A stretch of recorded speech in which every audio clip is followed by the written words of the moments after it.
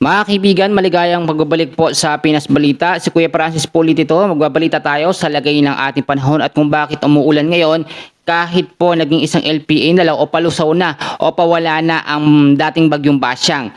Bago tayo magpatuloy, hiling lamang ho ko ng pabor na i-like at i-share nyo ang ating update. Maraming salamat po. So ito, magandang balita po. Sa pinaka-latest na update, ang bagyong Basyang po ay palusaw na. And then wala na itong matindi or direktang epekto sa anong bahagi po ng Luzon, Visayas at Mindanao. Pero ngayong hapon po, no, ngayong araw po ng Sabado, makakaranas po tayo ng heavy rainfall warning or mga pag-uulan dahil po sa tinatawag natin na shear line. So ang shear line po ay salubungan po ng malamig at mainit na hangin. At ito po yung sinasabi natin na pangunahing weather system ngayon na nagbibigay po ng pag-uulan sa ilang bahagi ng ating bansa. So may mga lugar po akong babanggitin na kinakailangan pong maging alerto.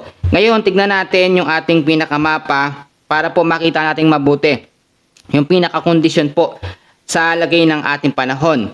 Ngayon mga kaibigan, no, kung makikita nyo po sa ating pinaka-live po na mapa o sa ating weather system, eto po nga dating bagyong Basyang at ngayon palusaw na. Nakikita pa siya sa ating pinaka-radar ha. Ito po nakikita pa siya pero ito po ay palusaw na. Sa mga susunod na mga oras mawawala na ito. Hindi na ito magbibigay ng direktang epekto sa anong bahagi ng ating bansa. At kung mapapansin nyo, meron tayong sirkulasyon ng hangin na umiikot dyan. Yan po ay etong shear line. So ang shear line is kumpol ng kaulapan na nabubuo dahil sa malamig at mainit na hangin. Unahin muna natin yung heavy rainfall warning na ating pinaghahandaan ngayong hapon po ng Sabado. So meron po tayong heavy rainfall warning dahil sa shear line. Ngayong hapon po hanggang bukas po ito ng hapon, 50 to 100 millimeters na dami ng pag-uulan. Yan po sa Quezon, Camarines Norte at Oriental Mindoro. Bukas po ng hapon hanggang sa Monday ng hapon, tuloy-tuloy din ang mga pag-uulan na mayroong 50 to 100 millimeters na dami ng pag-uulan sa may Quezon, Camarines Norte, Camarines Sur, Catanduanes, Albay at sa may Oriental Mindoro. By Monday ho ng hapon hanggang sa Tuesday ng hapon, may mga pag-uulan po tayong mararanasan na merong 50 to 100 mm sa dami ng pag-uulan sa Northern Samar at Eastern Samar. Bagamat ito nga pong dating bagyong Basyang ay nawala na, nagkakaroon tayo ng panibagong sirkulasyon ng hangin dahil po sa shear line.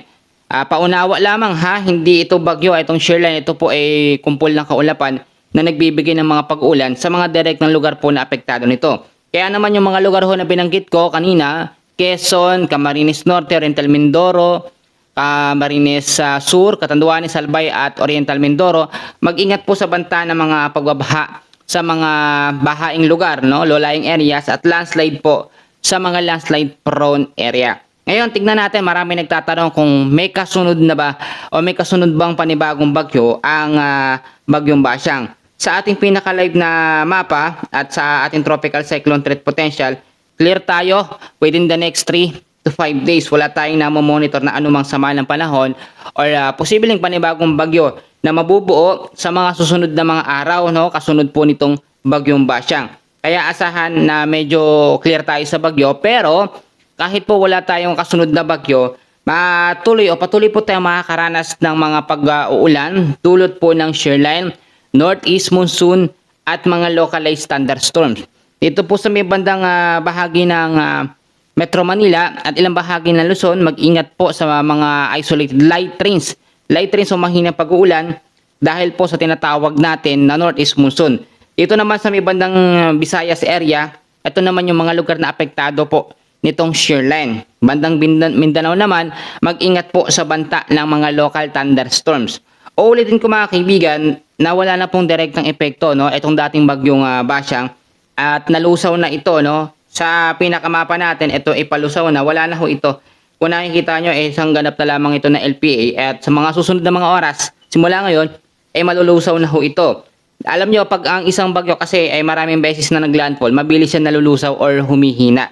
At hindi talaga lalakas kasi nakaantabay o nakabantay dyan ang northeast monsoon or hanging amihan para pahinain siya. Malamig kasi na hangin, hindi nakaka-penetrate, hindi lumalakas ang mga bagyo o low pressure area.